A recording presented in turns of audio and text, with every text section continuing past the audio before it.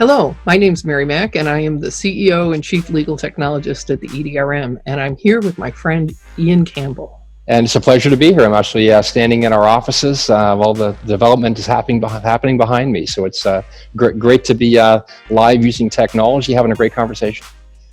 Well, I love your software factory that you've got going on behind you, Ian. And you've got a new version now. You've got version 10. Imagine that, version 10. So what's the overarching feature in iCONECT's new version 10? It's a great question, and we talk about that all the time. We're actually doing a campaign, sort of 10 features in version 10. But the number one, I think, and I've got a little prop here, is kind of this one right here, is the smartphone. I think one of the challenges with this technology is that people's level of expectation is they can just download an app, jump in, and start working.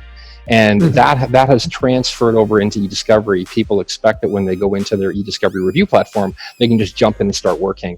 Gone are the days of taking a week-long training course. Gone are the days of even in some cases watching a video.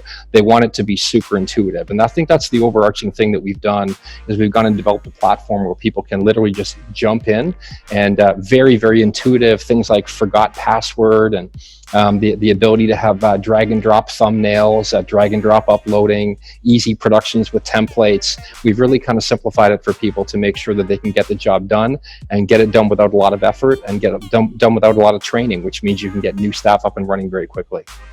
Oh, that's fantastic, because you have a rich background of use cases. And I can imagine the ease of use is a gift, especially to new entrants. Absolutely. So you talked to me a little bit about my keynote in Ireland, and when I was imagining what we might do, consensus pending, of course, with the EDRM model. So what we had was security being the foundation and privacy being the overarching reason to, or protected data, I should call it, to have a granular review. So tell me a little bit about, we had a conversation after that and you just amazed me.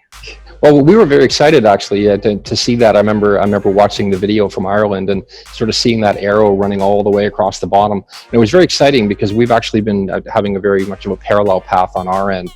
We see the importance of people to be able to identify within a document very, very quickly any private information. So we've gone and adopted some technology. So when data comes into the platform, we can actually scan it for PII. We look for dates, we look for addresses, phone numbers, social insurance numbers, social security numbers, and driver's license numbers, passport numbers, credit card numbers, and we can find them. And we'll actually automatically categorize and organize with tags and folders, putting everything there. So the information related to that document can kind of live all the way through. And then beyond that, as you go further into actual production, imagine the ability to say, oh, it looks like 3,700 of these documents contain credit cards, and with one click, I can put black boxes on them.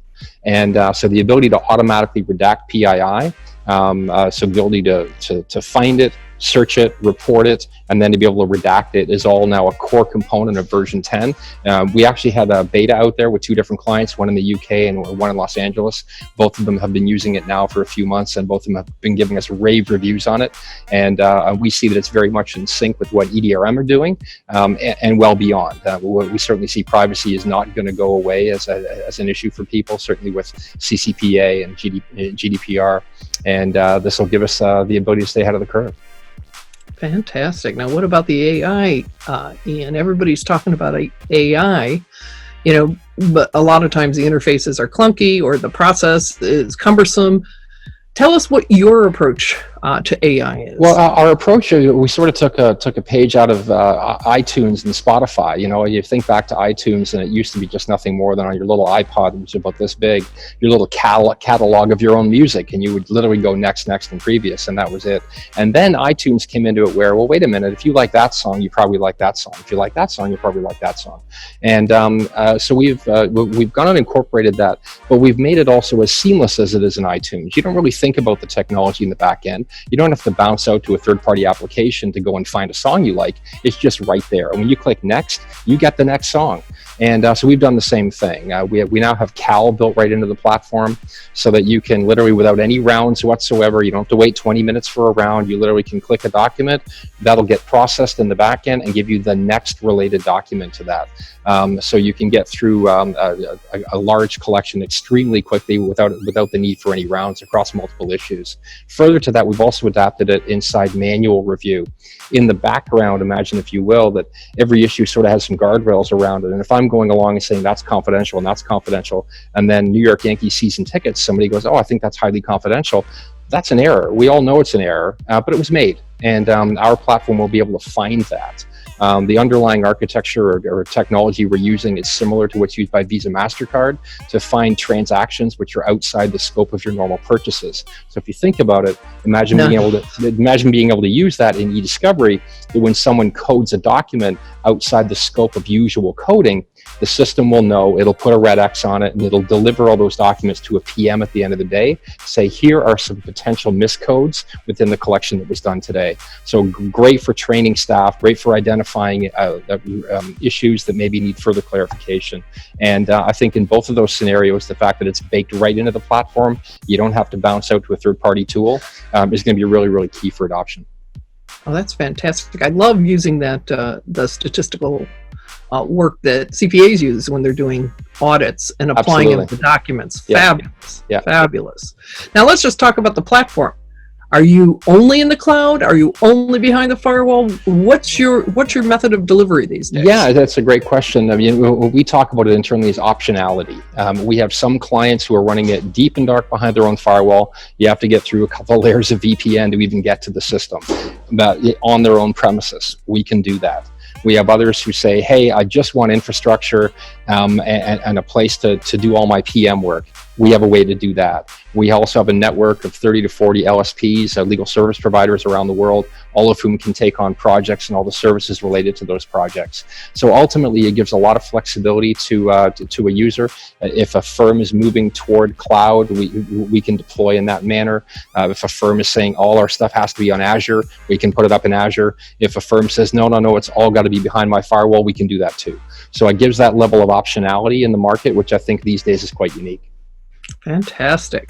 So Ian, you had put out, during the JFK extravaganza that you had, you were letting the world sample your platform. Yeah. So everyone in the world is listening now. How do we take a look at what you've got? Yeah, our new version 10 actually is launching on March 16th, so we're kind of counting down to that date. We're booking demos right now, and a lot of people are contacting us through www.iCONECT with one N.com. It's iCONECT.com, and lots of information on the website, more and more to come over the next few weeks. And a sales staff around the world who are more than happy to help. So we're excited about what we've gone and built. It really, we feel like we've kind of raised the bar a little bit. I know we did that originally with the Xera platform in 2012. And so our kind of tagline on this one, we've raised the bar again. And so we're looking forward to exciting times ahead. Well, that's fantastic. I'll really look forward to taking a look at it as well. And we want to thank you, Kaylee and I, and all of the EDRM contributors and advisory council members. Thank you for serving. And then also thank you for your partnership. iCONECT is very, very special to us. And good. Well, we're looking forward to exciting times ahead. Thanks for the time today. Take care. Bye-bye. Absolutely. Thank you.